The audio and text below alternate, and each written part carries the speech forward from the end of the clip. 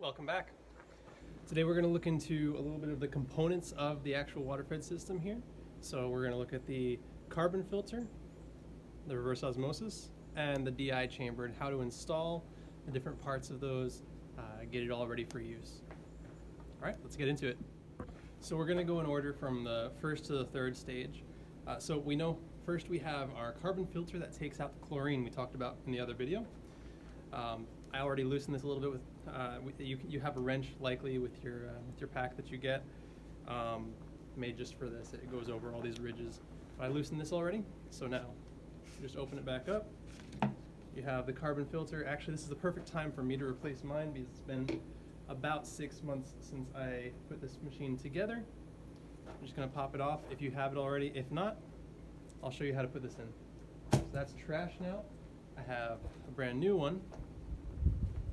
You can do one of two things. I like to put it on, so you see there's a little stem there that you can get. That goes in there, in that hole. So you do that. And then you just put it in there and tighten it down. And I forgot, sorry. What you're gonna wanna do before you do that is take this O-ring. See that little O-ring in there? You're gonna take that out and grease it. So if you get some waterproof grease, of course all grease is waterproof as far as I understand, but you're gonna wanna get something in there, some kind of plumber's grease, so that you form a tight seal. As you go through this project, you're gonna find that seals being tight and seals being waterproof are very important to get you to getting quality in your end product. If you have any leaks, you may end up with higher TDS than you want. So that's your first stage, and you're ready to go. We're ready for the RO. So for our second stage, we're gonna go straight to the RO. And I'm not replacing this one, but this is what I had inside my housing already. So you see that there's an arrow on it. There's always an arrow on it. This arrow is the direction. It says, it says flow. So it's the direction you want water to be going when you have it enter into here. So we of course want the water to go from the hose side through the machine. And I'm going to show you what that looks like on here. So if you're looking at the machine now, this is the top where our water from the carbon filter comes in. I popped off the cap. It's over here. So this is the top. You'll probably recognize that.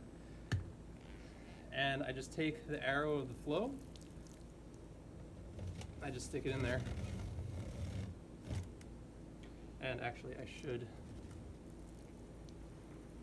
put some lubricant on it, some grease on it, so that it can stay in good shape. I can keep a good seal.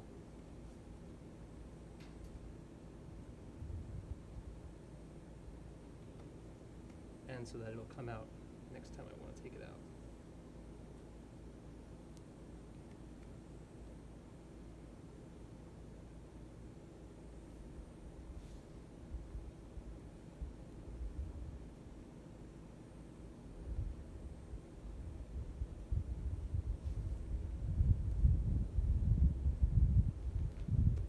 You want to, of course, make sure that's seated well in there. We're going to put this cap back on. I'm going to take this chance to do these ones as well. And just me personally, I prefer to make sure that everything is very well greased so that I have no leaks later on.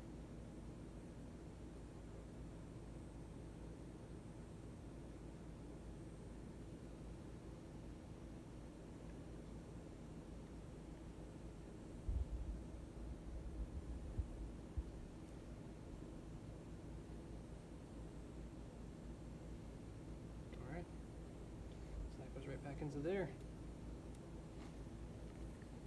And just, this is a me personally thing. When I try to take this cap out, I make sure to open both of these and all the outlets on that side so that I don't have to worry about whether I'm creating more suction while I have to worry about is getting the cap off. That way, it's an easier job that way.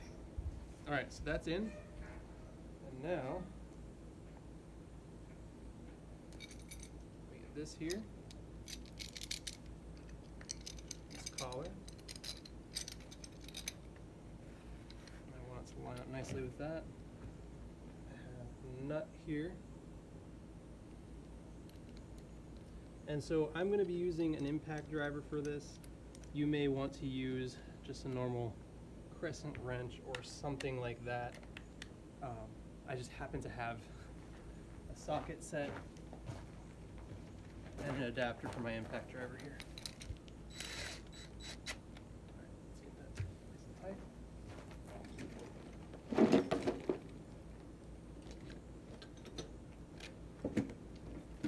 This is also where having the right tools on hand is very important. Not linemen's.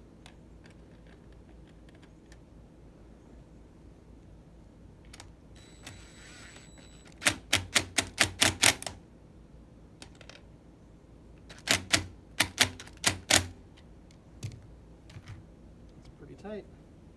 All right. Well, there you have it. This is the installation of the membrane into your RO housing. So we're down to our third and final stage here, the DI resin chamber. You're probably going to have a wrench that comes with yours, again, just like the carbon filter over there. You just slip it on the bottom and you're able to twist it off. So I already loosened this, so it's going to come off nice and easy for me. All right. So take this out. For a lot of you, this is going to be something that you get in a pack, and you're going to have to install it in that. And I already see a problem here. So I don't know how much of a gap you can see in there. You can see some light all the way through to this side. That means that I didn't pack down my resin as well as I should have. Definitely tried hard, but ended up a little bit loose here. I'll explain why that's a problem in a little bit. But so you have your cartridge. You're gonna. My hands are greasy. Well, I can't grip it. Anyway, what you're going to do is you're going to take this apart, the one that you have that's empty. You're going to fill it up with your DI resin that you're probably going to get from like WCR or one of those companies, and you can just get the virgin resin, first time use, or you can get recycled. Either way, up to you. It just depends on how you feel about that. You're going to fill it up. You're going to shake it around. You're going to hit it a little bit. It's going to go down. You're going to pack some more in. You're going to shake it. You're going to hit it. You're going to pack it down some more until it's nice and tight. Then you have your little foam cap in there. And then you place that on top. You put that in. You screw it down. All you have to do is place this in here. So again, this is the chamber for the actual DI resin.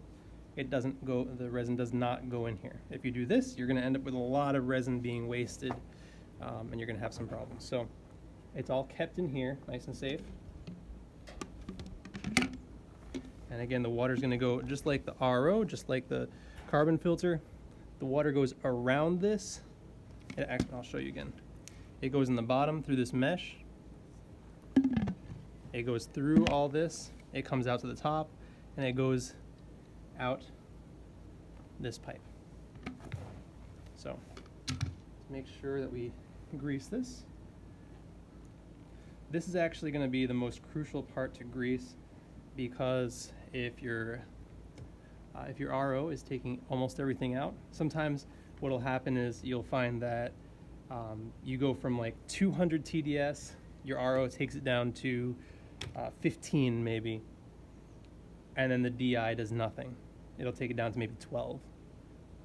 The reason for that is generally because there's a seal leaking somewhere. So that's why I just make sure get as much of this on there as I can. So that's a nice tight seal. Sometimes what will also happen, I'll show you in a second, is if this little, so this is a rubber ring that goes in there. If that doesn't have grease on it, I got it all over myself. If that doesn't have grease on it, Stuff may be leaking through. You're putting pressure in there, and water that's dirty is going to squeak through and go straight up into your system, and you're going to come out with,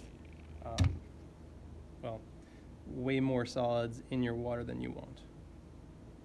So it's always a good idea to make sure everything's well greased.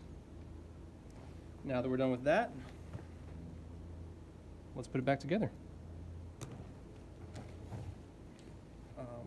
Sometimes if you have this upside down, what you can do is you can set the canister, the chamber in here, you can set it on top of it and then just put this on top. But since we have it this direction, we're just gonna have everything in here and start screwing it in.